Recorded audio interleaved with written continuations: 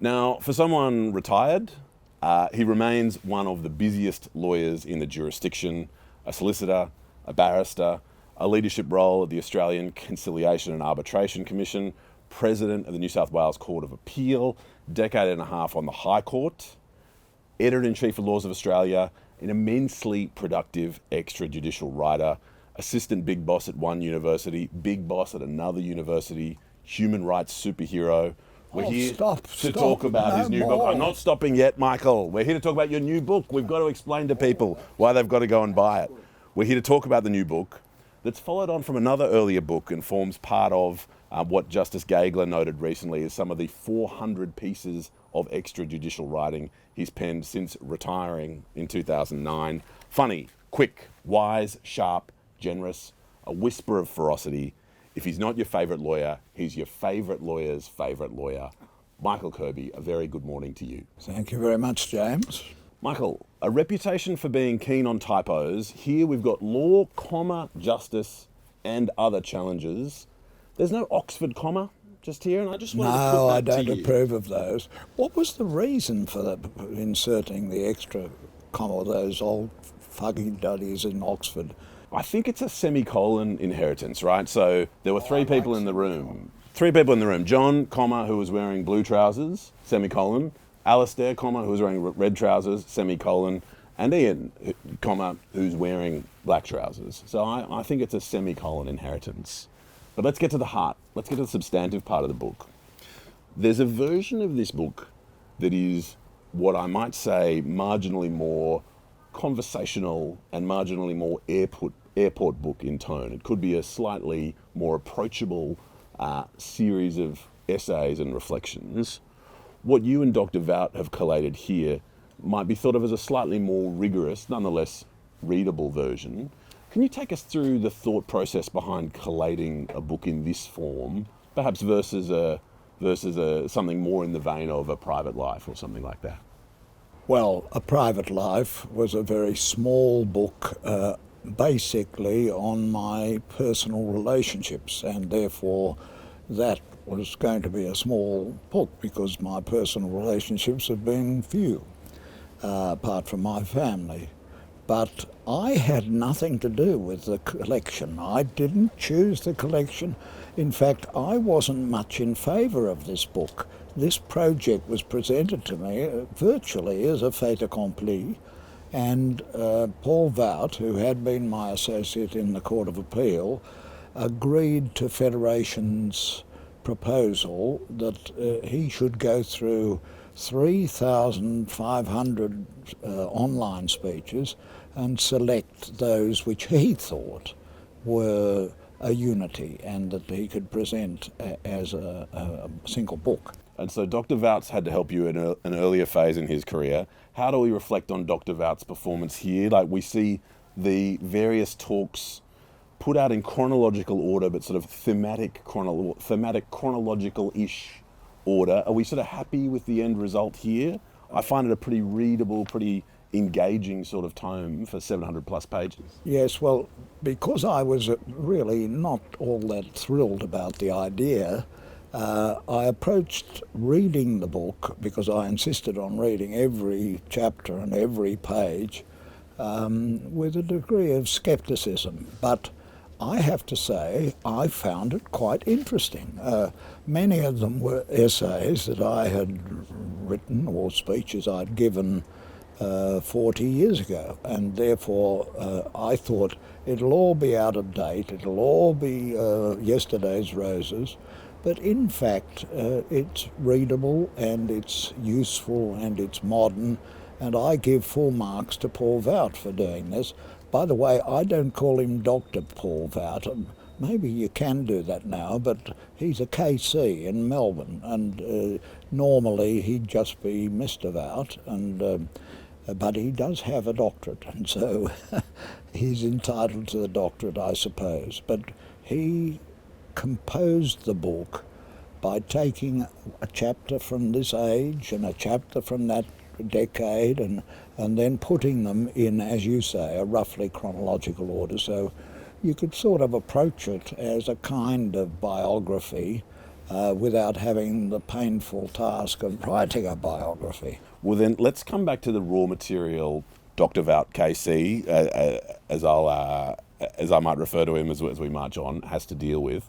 We're talking about he's sort of reaching into, let's say, 3,500 or so previously unpublished papers in order to get to the uncut gems. Not unpublished. Many of them, or some of them, had been published in the Australian Law Journal or the Australian Bar Review or some exotic overseas journal. I once quoted in the Court of Appeal a matter which I said I'd read in the Iowa Law Journal, and Roddy Marr, my colleague on the Court of Appeal, said, "Your Honour is such a tease." But Paul Vout chose them, he put them into order. I went through them to check for typos and to check also for anything that needed a bit of explanation or an update. And subject to that, it was Vout's proposal, his collection, and I found it actually very readable, and I was surprised that that was so. Well, let's get to those raw materials Vout has to work with. One of my favourites is an anecdote about an interaction between you and a cab driver, and now that we're in person, I can say, yes, you do look 70, Michael, so congratulations to you. Yes, but that was 15 years ago. So if I can take you to your current degree of vigour, your current degree of productiveness, I think it's fair to characterise you as an unusually highly productive person. I hope you'd accept that. You can use it. You can say that, obsessively productive. Well, let's linger on that if we can. So some business people speak of entrepreneurship as a bit of a hobby. So for them, what I might perceive as work is for them engaging a hobby of entrepreneurship that speaks to them. I wonder if that analogy kind of speaks to you, that your recreation is found in elements of legal practice as well as your working life being about legal practice. Many, many years ago, when I finally made it into Who's Who, I said my hobby was work. And I've always been a hard worker, right back to school days. And therefore there's nothing odd about that. If you've got a very interesting job and you've got interesting work to do, why wouldn't it be your hobby as well as your money-making activity? The point stands, but if I can thread it together with your reflection back on some of these works from some time ago, there might be points of it that you'd revise, and some of the things I want to talk about is whether you maintain some of the views in this book. I expect many of them you do. But I wanted to bring you to one that arises in a chapter where you're giving a bit of a self-assessment of what we might call your judicial life or your high court life. And you're not particularly generous with yourself. And one of the things you offer criticism of yourself about is about not having achieved what you describe as the optimum work-life balance. And I think there's a degree where if you're doing a demanding job that speaks to you, there are times when that job will demand a lot from you. I wondered, firstly, do you stand by that reasonably critical self-assessment now? Oh, yes. I think I had first-class potential, but was often a second-class achiever.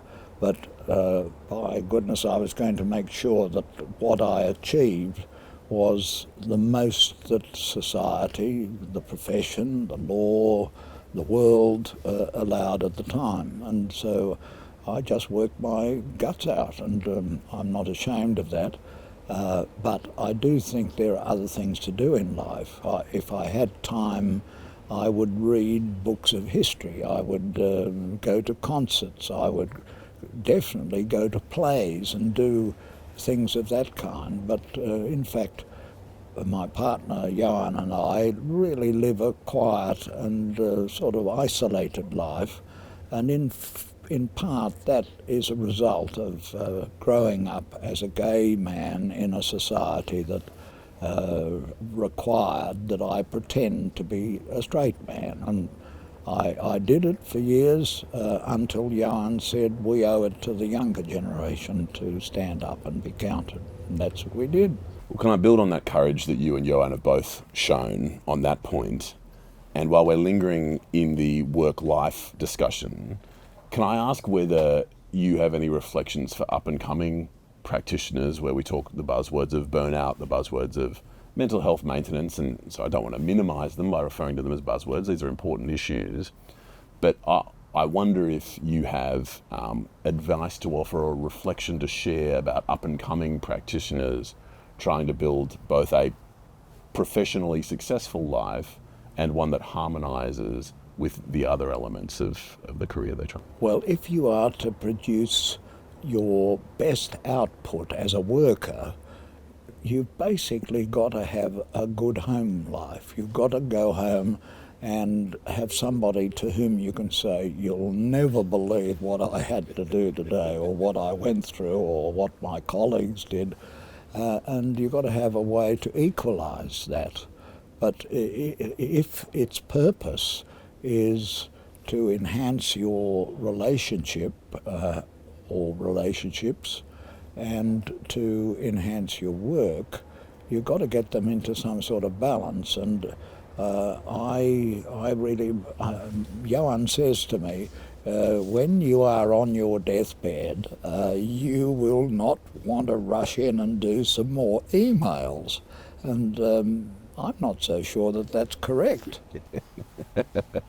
I tend to agree with you both in the context, but if we linger on how other factors inform our professional success, can I ask you to reflect on the role of kind of playfulness, if I can phrase it that way, humour, an element of self-deprecation? These things have kind of been a sort of a on the back burner element of a lot of your practice, and there's a confidence as well you'll project sometimes in a somewhat performative way. Can I ask you initially for your reflections on the role that a kind of humorous, playful, sometimes self-deprecating elements of your personality can play in your own journey, and then perhaps the journeys of others? Does it have a role in a professional setting?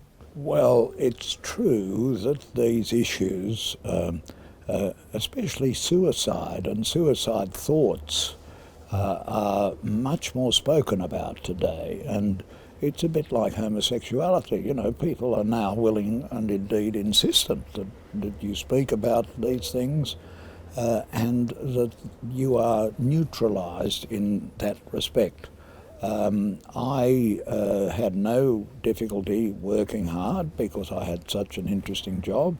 I had the equalising at home with my partner, and I was, in a sense, working into the culture of the law. The culture of the law is not to big note yourself and not to be too grandiose about yourself, but I also thought it's not to be a humorist.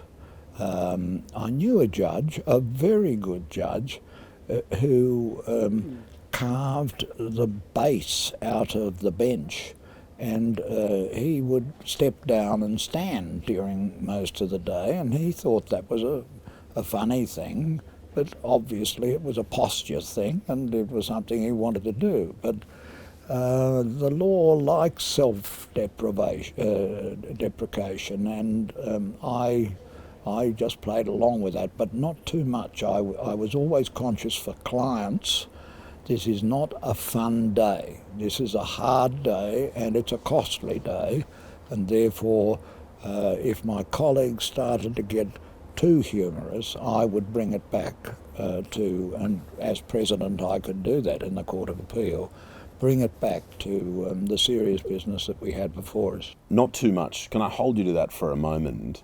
There is a line, there is a too much line. Is that going to be a bespoke question based on the nature of the dispute or the atmosphere you're in? No, it's something more deep. It's a respect for the client. I grew up in Concord, which was then a sort of working class suburb. It's now sort of inner city, and it's now semi-respectable and almost as posh as Strathfield. I sometimes wrote that I lived in Strathfield because the railway station was Strathfield, but Strathfield was a posh part and Concord was not. And I feel actually that I'm quite close to the values of ordinary Australians.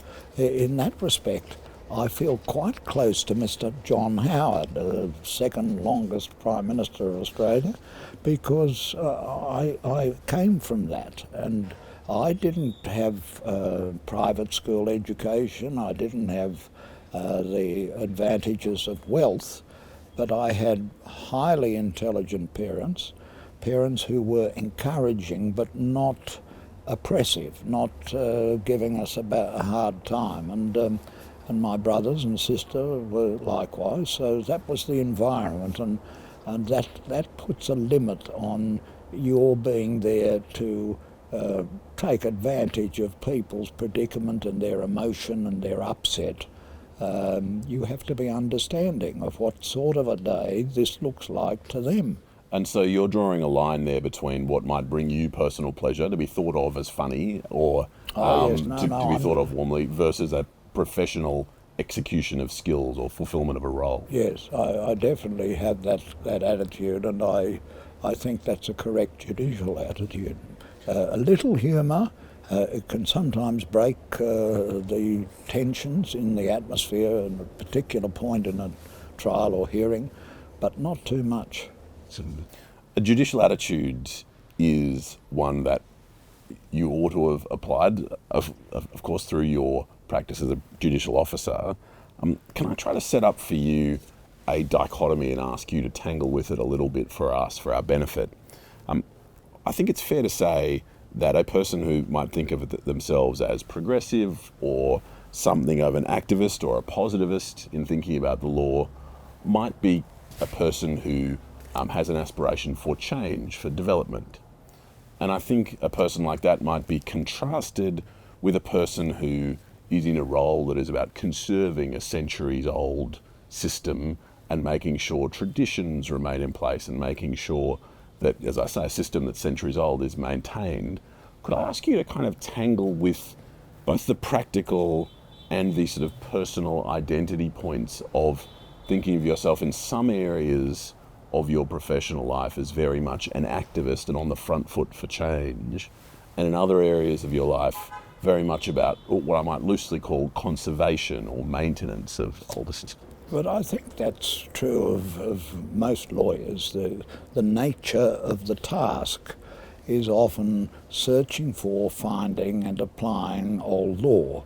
By the time you get to the Court of Appeal or to the High Court of Australia, part of your task is creative, more creative, and you've got to have what Julius Stone taught us in jurisprudence lectures in 1958.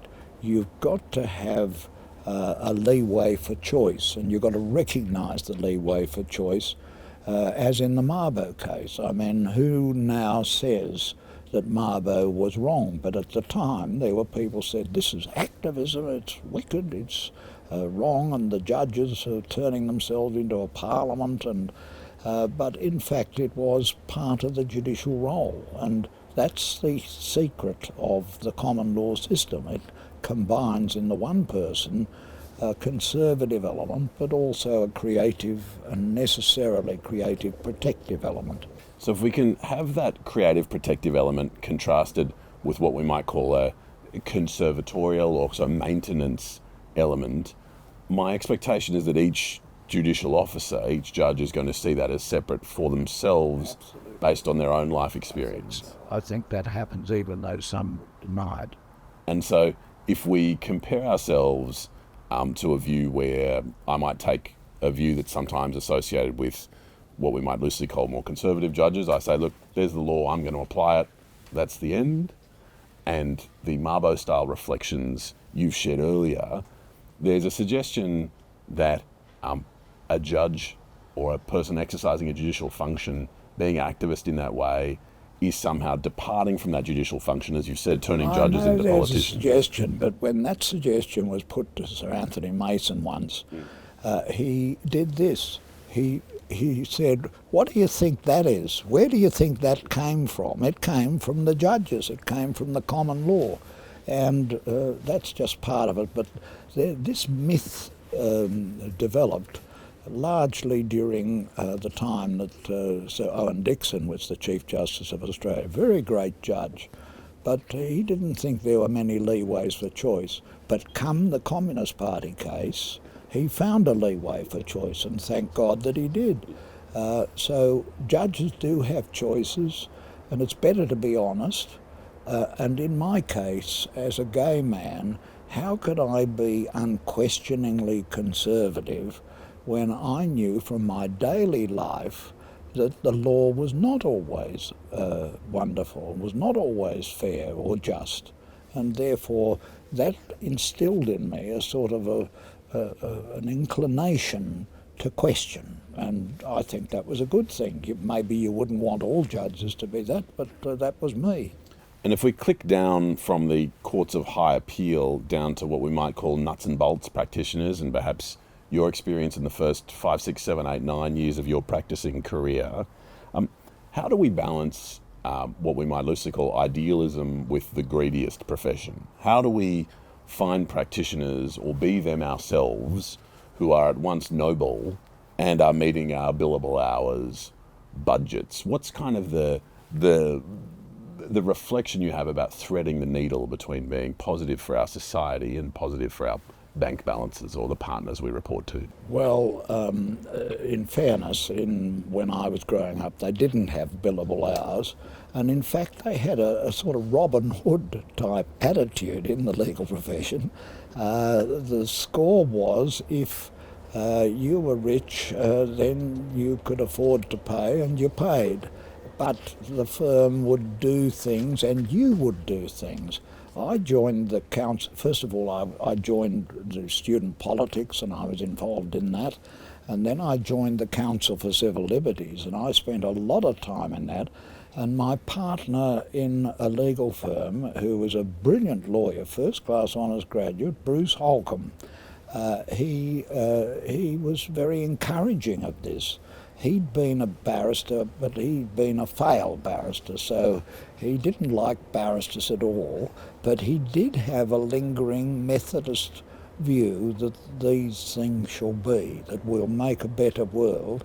And so when I said, well, I've had an invitation to go to the students in Nigeria, and I'll have to give you my apologies and resignation, he said, not only will I not take your resignation, I give you consent, I'm going to increase your salary, and when you come back, you're going to go on the letterhead. And that was Bruce Holcomb. He was a dyed-in-the-wool, capitalist, making money lawyer, but he supported the work I was doing for various causes, including the Council for Civil Liberties. And so let's linger on the point where there are dyed-in-the-wool capitalists in the room, and watching the video, I'm sure, who nonetheless want to think of themselves as positively contributing to the world around us.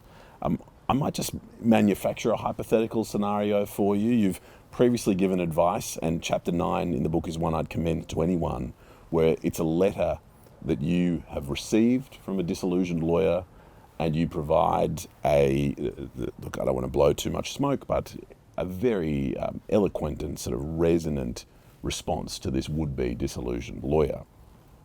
If I can manufacture an avatar for you to kind of reflect on this issue with, we might have someone who might be a busy sort of insurance litigator at a mid-tier law firm. Some concerns. This is hopefully hopefully the path we're walking down. Who might feel the weight of professional responsibilities, family responsibilities. Not really. You were doing your job. You were fulfilling your professional duty. And so they might nonetheless have a feeling that maintaining the degree of profitability for shareholders and their insurance company client might not speak deeply to their soul, and they might be a human rights lawyer trapped in an insurance litigator's body or something along those lines.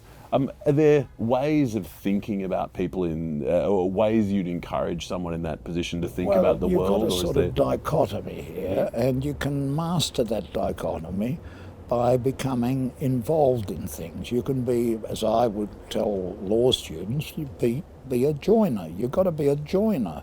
So you will join the Law Society or the Bar Association or some other professional activity, or you'll take part in the advisory board of a university. There are plenty of things you can do, And if that doesn't fulfill you, you can give part of your time to the Aboriginal Legal Service, or you can get involved with gay or HIV or some other legal service. They're everywhere. That's the very definition of a civil society, that we've got that. So let's talk about interacting with others and potentially building the kind of world we want to look at. There's an expression that's occasionally used about you that I won't use about you, that relates to your interaction with your sibling judges while on the High Court. And you share a reflection in the book that your rates of dissent were not perhaps what they might have been in an ideal world. I'm going to press you on 2 points there. Can I ask you firstly for a zoomed out nuts and bolts of, if you're drafting a judgment with others, how does that look? Might I form an initial view and say, hey, I'll draft something for you all to look at? I think that misunderstands the way the court operates. In the Court of Appeal, I inherited something from Justice Moffat, who was my predecessor as president, that the president can assign to judges of the court the first draft obligation. And so that would be done, and then every Friday we would have a meeting of the judges, and we would ask where they were in preparing things. And in making that assignment, I would give the boring and the interesting cases, the great case and the trivial sort of matter, and that got things moving. In the High Court, it wasn't quite that way, and it was basically captain's choice. And I didn't, when I got to the High Court, I didn't have the benefit of being the captain, and therefore I had to wait, and I waited and waited patiently, and I did not get the call. Now that was, in fairness, possibly because it was felt that at that level he's too creative, and we want somebody who'll write a grey draft that no one will know who really wrote it, and that everyone will think it was themselves. And so that was just a bit different in the High Court. I was not a big dissenter in the Law Reform Commission. I never dissented. In the Federal Court, I never dissented. In the activities in the Court of Appeal, I had about the same rate of dissent as Michael McHugh, and nobody goes around saying he's the great dissenter. But in the High Court, I was faced by a group of judges who, looking at it historically, were selected after Mabo. And I think that was when Tim Fisher, the Deputy Prime Minister, said to John Howard, we've got to appoint capital C Conservatives. And they are, this will come as a shock to you, I'm sure, there are oodles of capital C Conservatives in the law.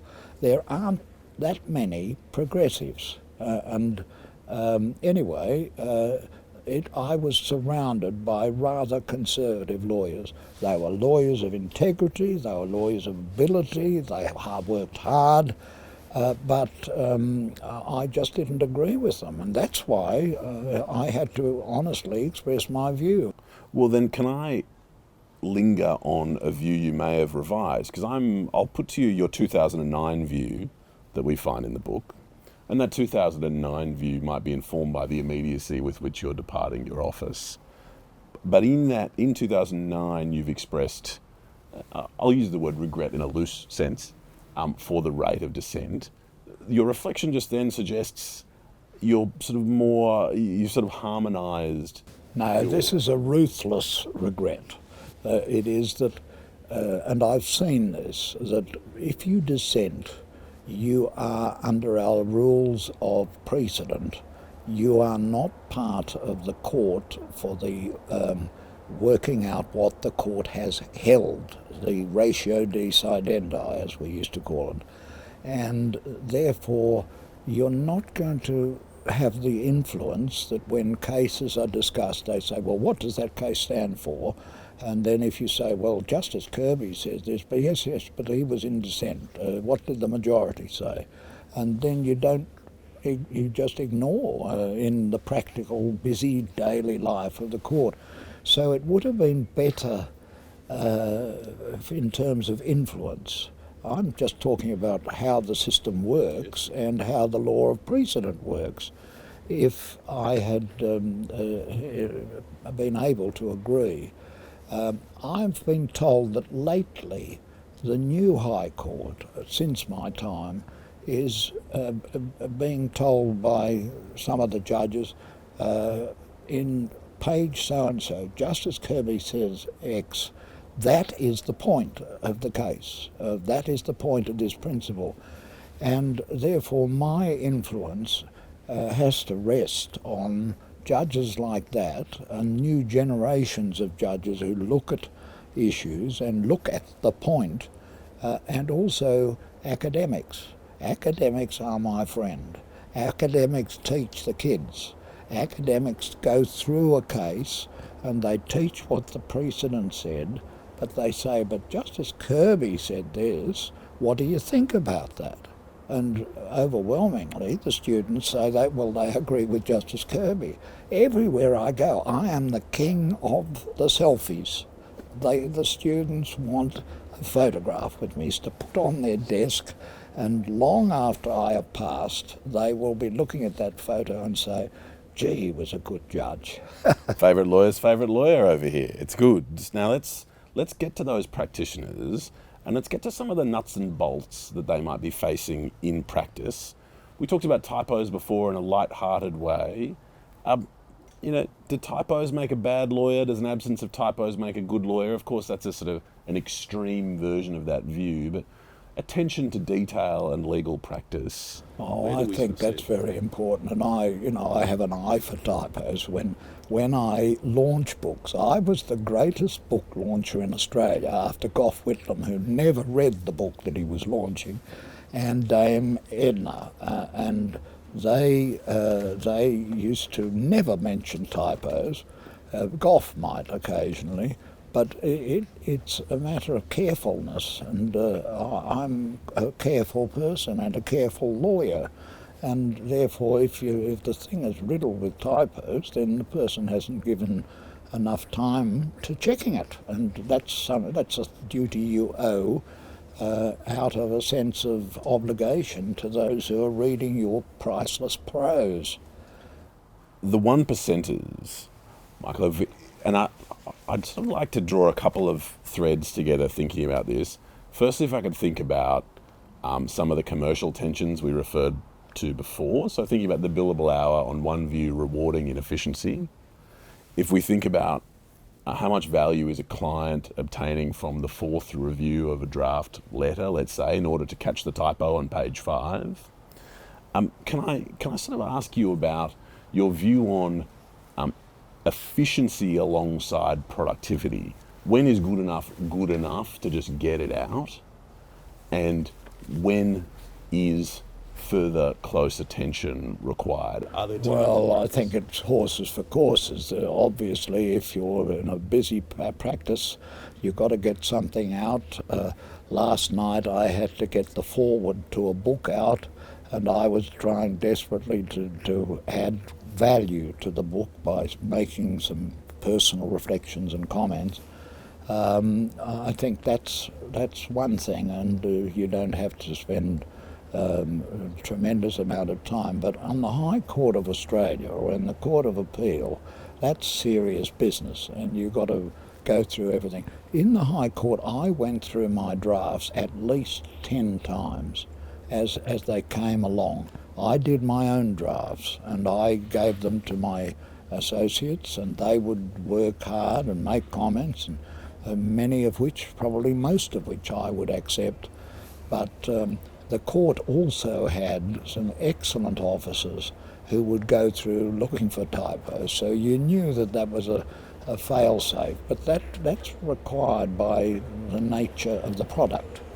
The role of aggression, Michael, I think we can all agree there's no particular value to be taken from an aggressive judge, but if I can put to you a general question, is there absolute zero value in an advocate taking an aggressive approach? Are we able to say absolute zero, or are there times when aggression will have its role? Well, in relation to a judge, I think it'll be a very rare time when the advocate can take aggression up to the chin of the judge, because that's not going to be a good look as far as the judge is concerned. But an element of vigour is good, and vigour in advocacy is good. I'll never get over the boring barristers who would come and say, I want to start this submission with a reference to a typographical that appears on page 106 of the appeal book, and then you would dutifully turn over to page 106. What a way to introduce the court. This case is about X, and this is what's it about. This is the point, and I'm going to take the court to the error that the court below has made in getting to that point and resolving it. I have a view that I'd like to get the Michael Kirby stamp of approval on. It goes like this. The most valuable asset in an advocate's toolbox is the attention span of the judicial officer before them. Yes, and that's one of the reasons why I favour the old special leave system, because the old special leave system had, at least for a very good sprinkling of the cases, a right to oral argument before the judges, only for 20 minutes, and you had to stick to that, and the bell would go, and that was it. But there's something about staring at a judge and looking into his or her eyes and saying, with respect, I don't think Your Honour has quite grappled with the matter that I have put to you. And that is the truth. You know, tremendously busy people can sometimes not really understand, or they haven't had the time to read it all or carefully absorb it. Even up to the High Court, they're not under the pressures of the lower courts, but they're under pressure. And so that was the value of the old system. I liked the old system for that reason, and because it involved the court going to the outriders, to Adelaide and to Brisbane in the winter months. It was a system that had been developed. Sometimes things that have been developed are hard to explain in efficiency terms, but in terms of the activity involved, that was why they were doing this, and they were showing themselves. The court was showing itself. Article clerks could turn up and sit at the back of the court and see the senior-most judges of the country at work, and I think that was a good thing. Can we linger on that point a moment, please? One of the discussions we had before we hopped on old BenchTV over here was the geographical attendance that you see value in for matters of solemnity and high value. We live in a situation where I'm a litigator myself, and a lot of that work will be done by Zoom. I'm certain you would not say Zoom has no value, Zoom speaking loosely, and Teams or whatever the connection might be. I'm not sure you would say video conferencing has no value in a litigation context. Could I ask you to tease out for us where you see geographical co-location as, where it steps beyond useful and into necessary in sort of the context of legal work? Well, again, it's horses for courses. I'm presently doing an arbitration which is about hydrocarbons, and it's about billions of dollars. We're not talking of small beer.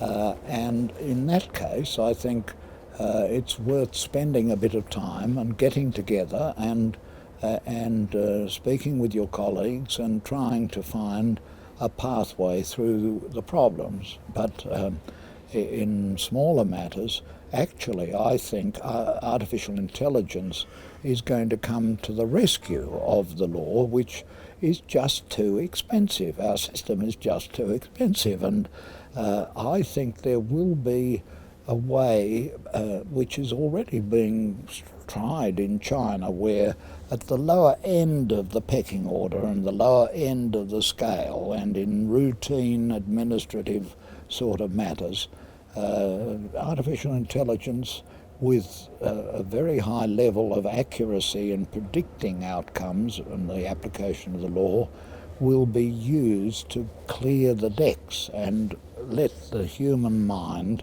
concentrate on the Marbo type decisions where you have a leeway for choice, and you've got to exercise that leeway for choice if you're going to keep the law up to date. As you've said to us before in this discussion, now there's a dichotomy to be grappled with. So we incorporate AI, but we keep AI away from a Marbo style decision. If we can recognise, I tell you, in my day at law school, long after, no one questioned the native title ruling, no one questioned homosexuality. I mean, nobody. And I never questioned, because in the case of homosexuality, I was programmed to remain silent, to pretend, and that was what religions and others enforced on me. Can I linger? I'd like to get to some of those societal points as well, but just before we leave generative AI, could I invite you to make suggestions to those who are likely to have to incorporate generative AI in their practice? Is there, I perceive, and I invite you to correct me if you don't see this, either a militant opposition, which I think is probably where I'm at currently, or a sort of evangelical fervour. And I guess I was wondering if you have a sort of way of thinking about the incorporation of these sorts of tools, inevitable as they seem to be, into the future of legal practice. Well, I certainly don't think we can just ban the use of this technology which has come along and which undoubtedly will be able to help to solve things which at the moment can't get to a lawyer or get to a court. If you speak to other judges about whether, if they had a dispute, they would go to court, it may be because they know other judges, and judges of different levels of the hierarchy. They say, I would never go through that process. It's an ordeal, it's a punishment, and it's problematic and it's uncertain. So I think we're going to have to do better at that, but we've got to keep the cases that need to be decided by the human intellect and human value system. We've got to keep them for decision, for a real decision. So it's going to be not a matter of either or, it's going to be a matter of utilising the artificial intelligence systems, but at the same time recognising when there may be a need to question things fundamentally. So a newer system imposed over an older system. If I can use that theme to pivot to a discussion about whose land we're on now. We're on the land of the Gadigal people of the Eora Nation. Sovereignty of this land was never ceded, it was taken by force. Sovereignty of that land is retained by force. Could I ask your help in thinking about where traditional law and imposed law, if I can frame it that way, ought to be thought about in that context? Well, I think that the decision in Marbo opened the door in relation to First Nations people and their rights, and things which once were never spoken of and not even thought about are now on the table. Take, for example, the issue of a treaty. Should there be a treaty with the First Nations people? I chaired, and I think it's in the book, a committee of UNESCO on what the right of self-determination of people means. It's in the Charter of the United Nations, it's a fundamental right, and it's part of international law. But if that is the case, how do we give that effect, and how do we get to the point of permitting that to be given operation? In Australia, the Aboriginal people, the First Nations people, are definitely a people for the purpose of the people's right to self-determination. So how do we, in Australia, resolve this without undoing our federation, undoing our constitution, I don't think anyone is suggesting that we should undo everything and all laws are up for grabs, but finding some way to establish a right to self-determination and make it an actuality for First Nations people is something that should be possible. And in Victoria, they are experimenting with a new law that is going to provide a right to self-determination for Indigenous people, and by treaty, which will lay down some formulae which address particular issues that require such attention, and other issues which can be dealt with by the general law. And we haven't got to that yet, but it's definitely going to come. Well, nearly 40 years ago, the rapper KRS-One told us there can be no justice on stolen land. Do we look ahead, and it's something you reflect on in the book, can there be equal justice in the Australian legal system? Is it a realistic goal for us to look ahead to as onlookers and practitioners and people engaged in this system? Well, we are many and they are few, and that will remain so forever, or certainly for the foreseeable future, and therefore that is going to affect how, in a society which has developed as we have, we can adjust the rights of the majority to the rights of the minority. But that's not an unusual thing, and that is what is done by a constitution or a Bill of Rights, or by individual laws that deal with the problem in hand. That's where lawyers are quite helpful, because lawyers are helping to solve these conflicts, without which we just have to resort to violence and murder and so on. There's a big issue in Palestine about the right to self-determination of the Palestinian people, and how you can reconcile that with something that I think most Australians certainly have and would still believe in, the right of the Jewish people to a homeland. And how does one adjust that? You don't adjust it, it seems to me, by simply seizing land. That's what we did. And you've got to reach an accommodation that is respectful of both of the people, all of the people who are involved. Otherwise, we're just going to go on having endless wars, and it's not only in Palestine, it's also in Ukraine. If you look at the speech by President Putin on the eve of his attack on the Ukrainians, he said they are not allowing the Russian speakers in the Donbass to be taught in Russian. They are a people, they are entitled to be taught in their own language. So it was all about the right of self-determination of people. And there was a solution to that by a consultation and some impartial, not the type of referendum he carried out in Donbass, but a way of resolving this by a peaceful means. But unfortunately he chose war, and we're still seeing the product of that.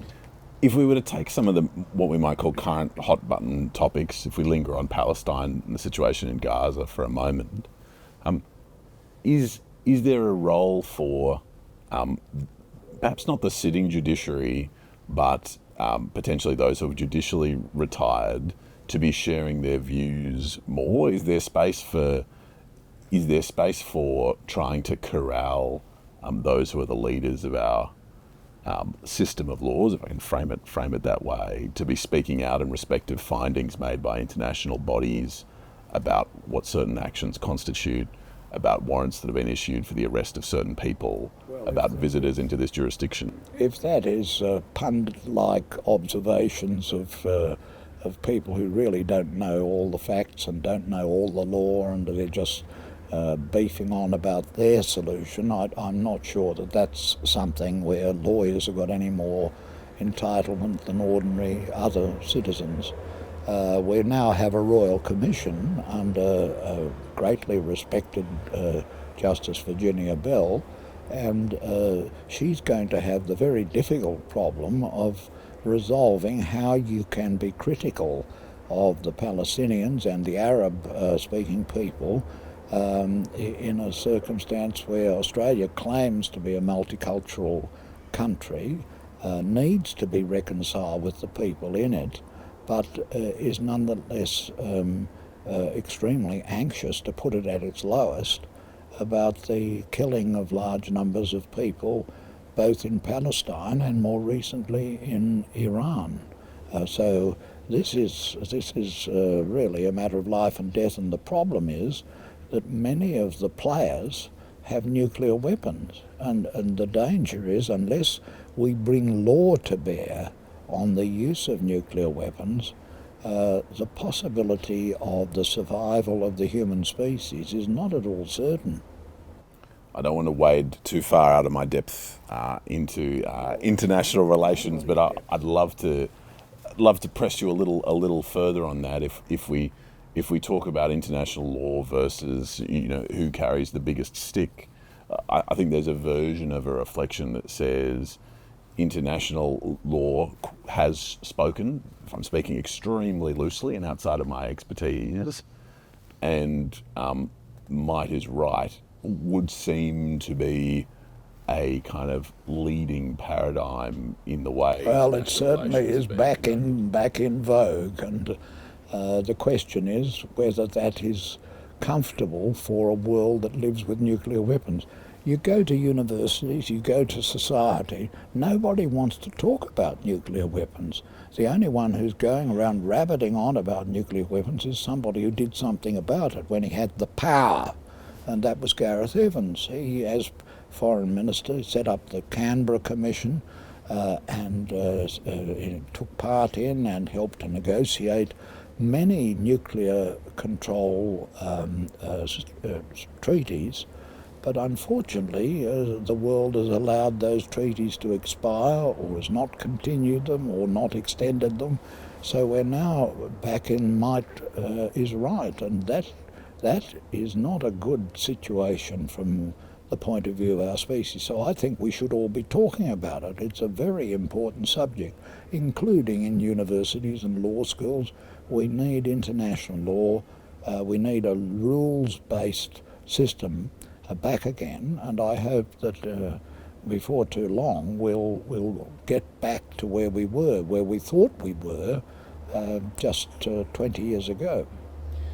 Can I pivot slightly to ask you about another form of oppression that we've sort of seen progress over the years, and ask for your reflections on the change and development in how homosexuality and queerness more generally is kind of perceived and indeed acted upon in contemporary Australia versus earlier experiences in your life and meeting Joanne in the orange jumper and these sorts of things. It's been a journey that has, I suppose, traversed from criminalisation through to what I will loosely refer to as acceptance. I'm sure complete acceptance probably goes too far, but something that looks something like acceptance. Could I press you for your thoughts, Michael, on that kind of journey and development, if indeed you perceive it as that?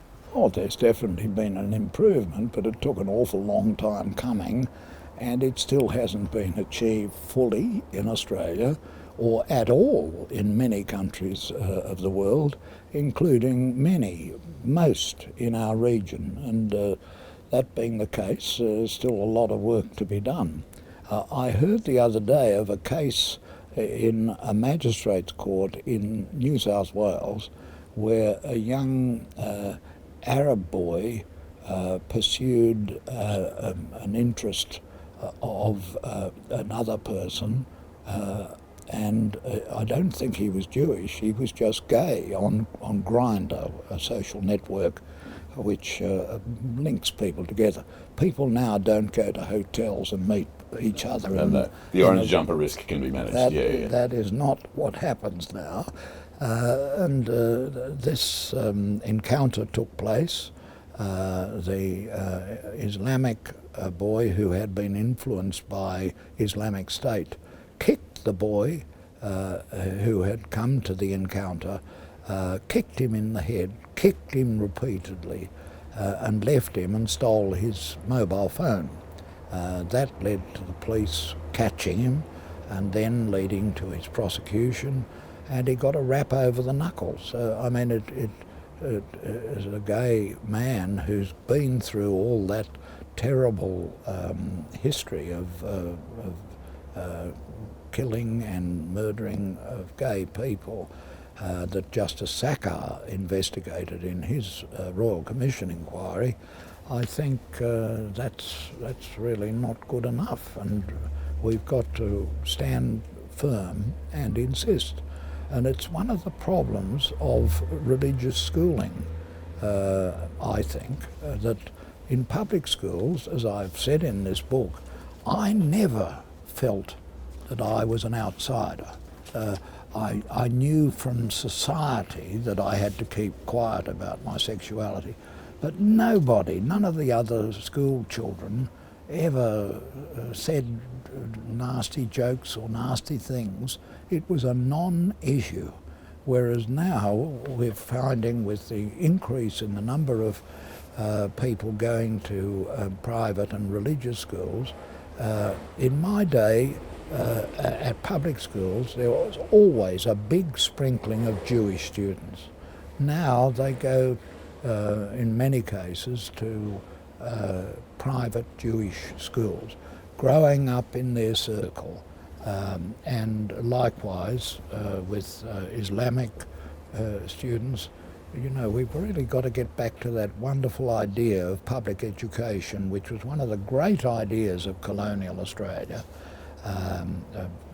pioneered by Sir Henry Parkes and others of that era, and unfortunately we've gone in the wrong direction in my respectful view, and that's in part the result of somebody who benefited from public education, John Winston Howard, who went to Canterbury Boys High School and did very well and became the second longest serving Prime Minister in our country. But more and more money has been devoted to private and religious schools, and I don't think it's a good thing for the world or for the betterment of Australia, and I think that recent case is a paradigm case of disturbance. At least it disturbs me.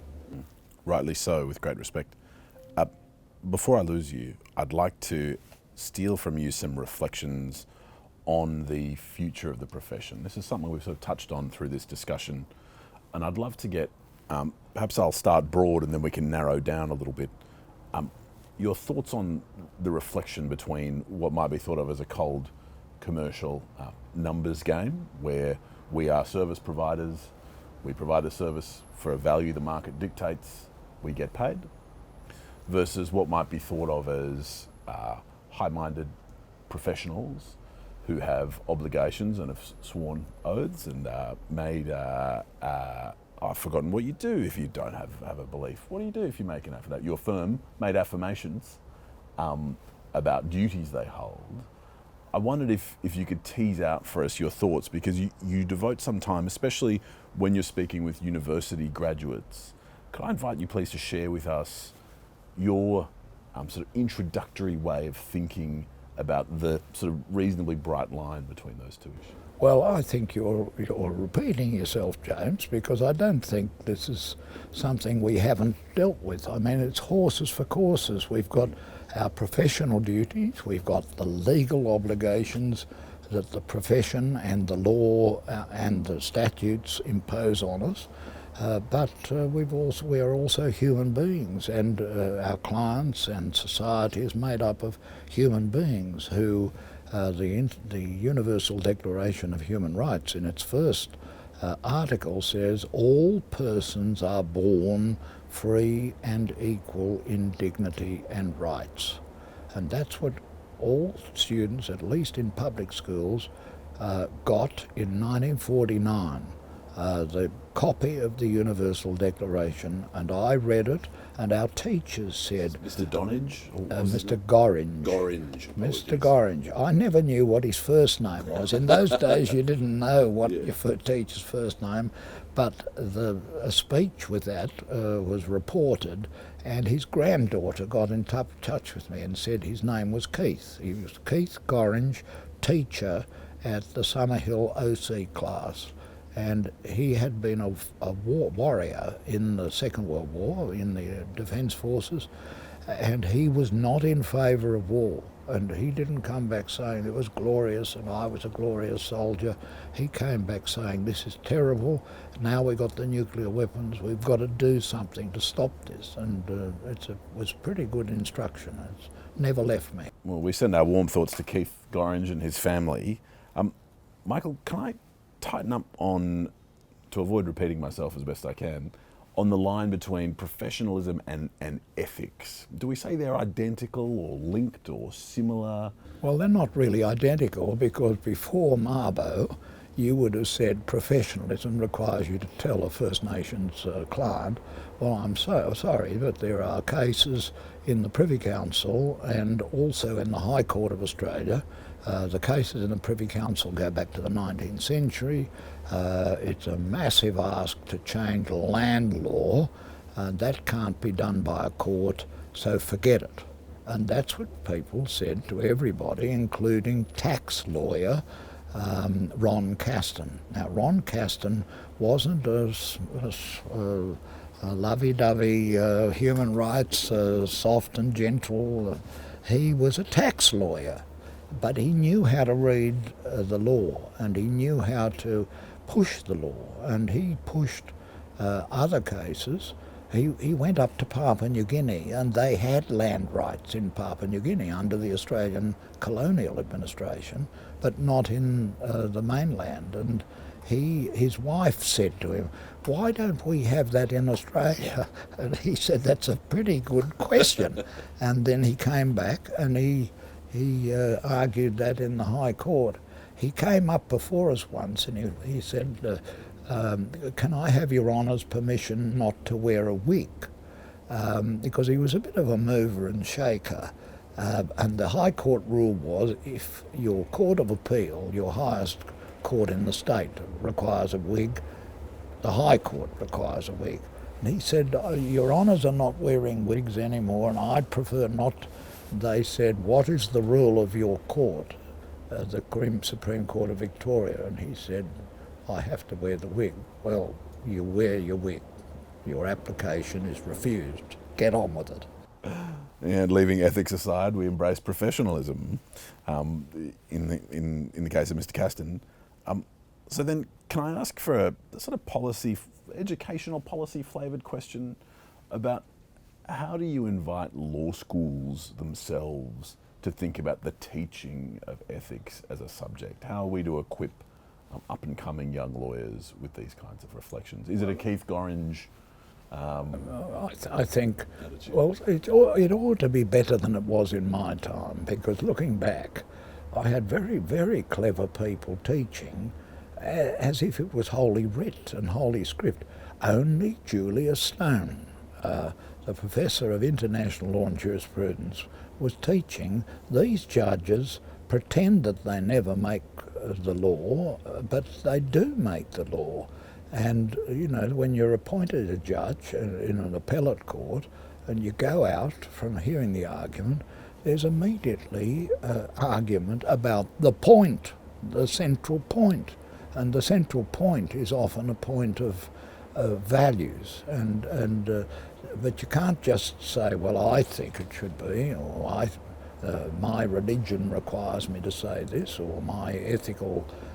you've got to reason within the legal system and hopefully come up with development of the law. And I think a good place to start is this book, and a good place to start is the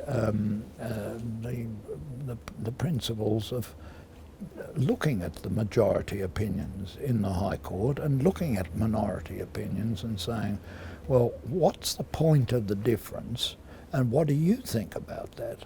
And you have to use your brain because you wouldn't be here if you weren't a brainy kid. You've got to use your brain to ask not only what is the law, but is that the only answer, or is there a need in the light of social or technological changes to develop and re-express the law? And this has to be done candidly and not pretending that there's some fairy tale that says you never make the law up. It's all up there in the books. Well, one of the fundamental steps to take in your legal education, go get a copy of Law, Justice and Other Challenges from Federation Press. Don't walk, run. It's been a pleasure. It's been an honour. It's running off the shelves. It is actually running off the shelves, apparently, so we're told. Michael, for the benefit of us all and all of us watching, may your retirement continue to remain in inverted commas. Thank you for this work. Thank you for your time today. Thank you, James.